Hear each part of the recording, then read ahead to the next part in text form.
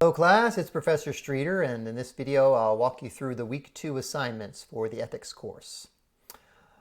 We are going to meet for the first time on Wednesday, have a virtual meeting on Wednesday, so I hope you all can make it. I know some of you can't, but it'll be a chance to get to know each other, to actually interact in real time and talk about what we're reading for the week, look at some slides, introduce each other a little bit, and work on a shared Google Doc.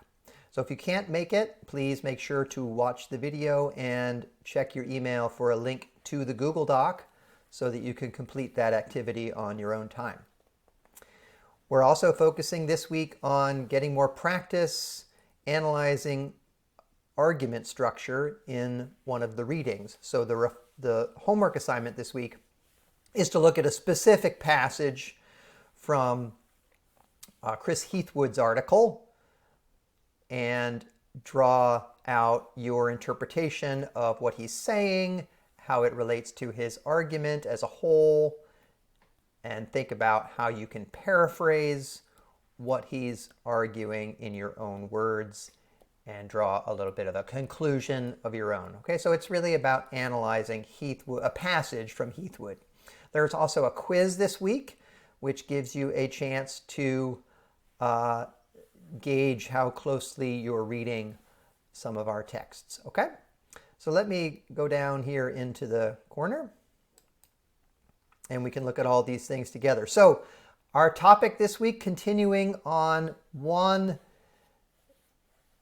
theory of the good life called hedonism, but we're also looking at Heathwood, who introduces a different view. He's not a hedonist. He defends what he calls a desire satisfaction theory of the good life. So what makes life good? The hedonist identifies the good with pleasure or happiness.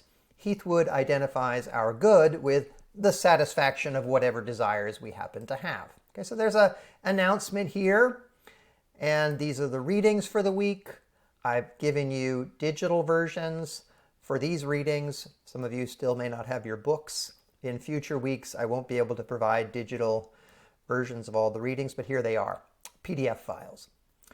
And here is the discussion for the week and the homework assignment for the week. We'll look at both of those. I've also shared some videos and slideshows with you, which are linked here. So that's all in the announcement, and you can find it all here by going to the content page. So we're in week 2 now. There is a picture of Epicurus. I've asked you to read Epicurus. He's an ancient Greek philosopher who defended the life of pleasure in a letter to a friend. There's a sculpture of him. Okay, and I've given you a little overview, and that's the same text that you can see from the announcement. I've just reprinted it here. Okay, the videos. The first video that I've shared with you, I go through a close reading of some passages from Mill's Hedonism.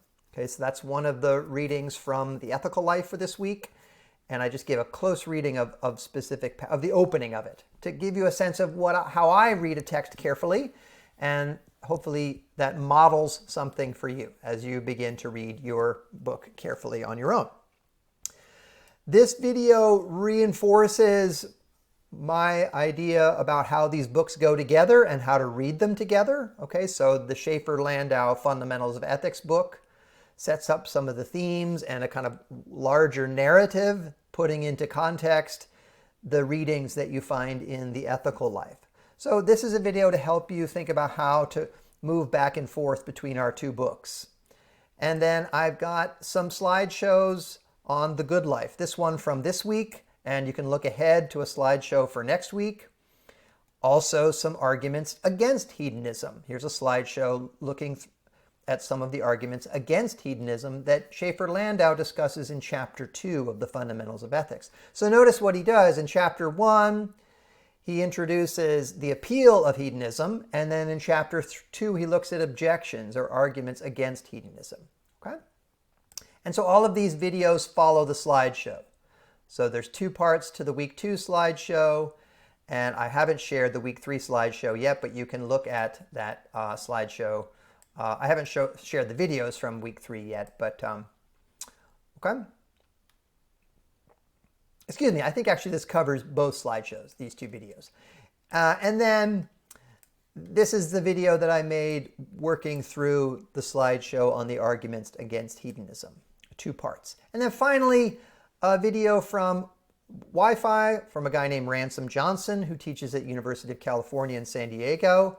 And here he presents his interpretation of Epicurus. Epicurus, in his letter, is arguing that he has the cure for unhappiness or the cure for misery. And so since what we're seeking is happiness or pleasure, right? Epicurus is trying to help you think about how to better pursue pleasure in your life, or how best to pursue happiness in your life, okay?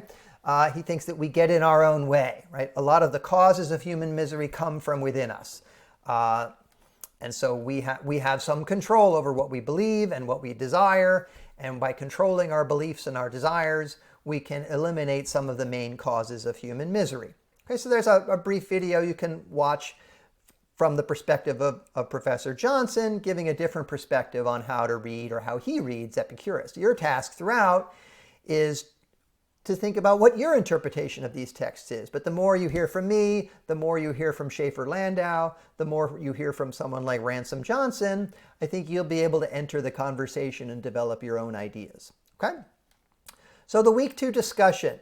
You click here and go into the discussion through that part of the content menu, or you can just go up to the discussion menu up here and find it there.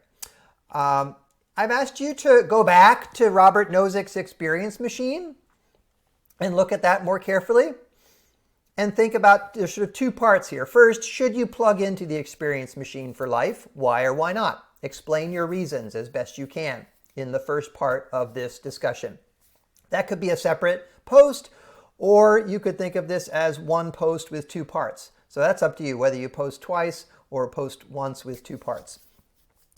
But once you've thought about your reasons for why you would or would not, or should not plug into the Experience Machine for life, and explain what that entails and why you would make the choice that you make, and why you think that's the right choice, then think about the reasons that you gave, right? What do those reasons reveal about your basic values, or what you value intrinsically? We've been thinking for the first 2 weeks about the difference between intrinsic values, something that we value for its own sake, and merely instrumental value, something that we value for the sake of something, of other things, or as a means to an end.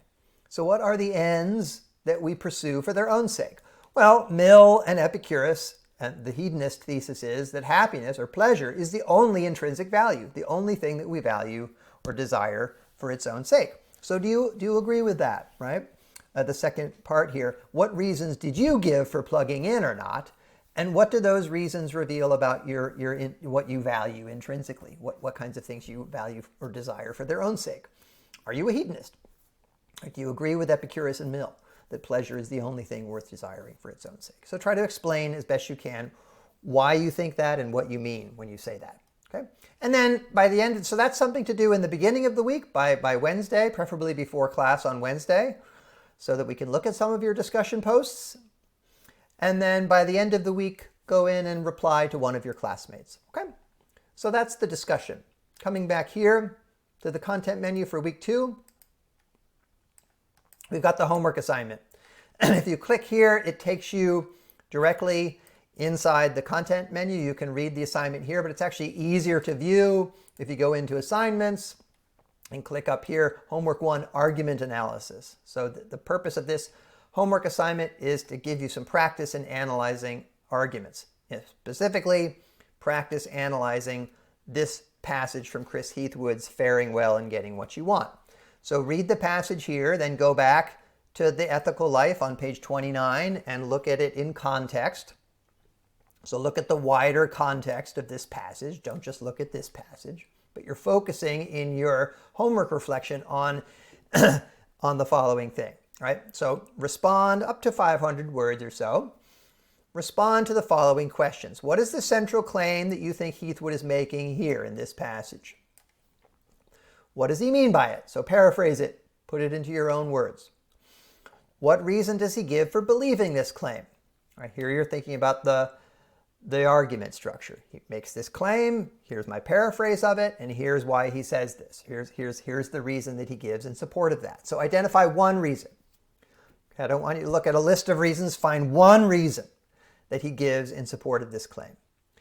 Then, is it a good reason, right? Is it persuasive? Does he make a good argument here? Does he give you a reason to believe what he claims? Why or why not? That's a place for you to analyze and draw your own conclusion. And then finally, suppose you accept the claim that Heathwood makes for the reason that you have identified in your writing. What difference does it make? Like, why does this matter? How would believing this impact the way you live or think about your life? So finally, you need to construct a specific example of your own to illustrate the practical import of this claim, meaning the practical difference that it would make to believing this. Right? Give an example that illustrates that. Okay? Now, you're going to be citing this passage from page 29 and 30, and I've shown you how to do that with parentheses and page numbers. Okay? Or you can give the author, right? In this case, Heathwood. And then, so when you're writing, I need to see that you're referencing something specific in the text. So show me at least one quotation or a couple quotations that support what you say, and then paraphrase them. And then your response can take one of two forms. Either a series of paragraphs where you introduce the main claim in the first paragraph, explain the reasons for it in the second paragraph, and then draw a conclusion in the final paragraph. Or you can think of this as, in structured paragraphs like an essay. Or you can answer each question with a paragraph. But you don't have to sort of organize them into a short essay. That's up to you, however you want to approach this, okay? And once you've, now, I'd like you to write this in a Google Doc and then share it with me, or just download the PDF file or the docx file and upload it here. So you once you have the Google Doc, you can download the PDF or the docx and then add it here, okay, from your computer, and then submit it to the folder. If you want to write a comment, let me know something about what you've submitted, it's there, okay? So that is the homework assignment for this week. Here, let me actually come back up here. And then finally, in week 2, I've included some online resources. Okay, so here's the Heathwood piece if you don't have the book. And here's Epicurus's letter to Menocius, okay, that you can read for this week when you're thinking about the experience machine and what it means to be a hedonist. Okay, so those are all the assignments. As you can see, the discussion and the homework. There's no quiz this week. Watch the videos, do the readings, and come to class on Wednesday at 12:30 on Google Meet. If you have a question about how to join Google Meet, please reach out to me. I've explained it here online. Here, I'll show you how to get to the explanation of how to join a Google Meet meeting. You should have an invite in your calendar, in your PSC email, so you can find the invite there and join from that invitation, or you can go directly to your calendar. Okay, so let me show you actually how you do that. This is what your Google account should look like when you open up your Prairie State email. You go to calendar up here, okay? And you find the meeting, which should be here, the virtual class meeting. And you click it, and then you join with Google Meet. And when you press that, it'll look like this. You're gonna join, and make sure to turn your microphone on, your camera on, okay? And if you want to turn them off, you can do that, but I'd like to see you and hear you, so have those on when you join, and then you'll be in the meeting, okay? So that is how that works,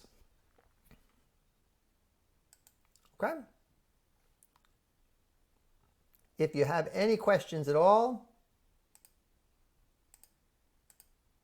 just reach out to me and send me an email. Now would be a good time to meet during office hours. If you have any questions at all about how to improve your writing or how to work on how to develop better reading habits, we can talk about that individually. And we'll talk about that during the virtual class on Wednesday. Okay, that's all for now. Take care.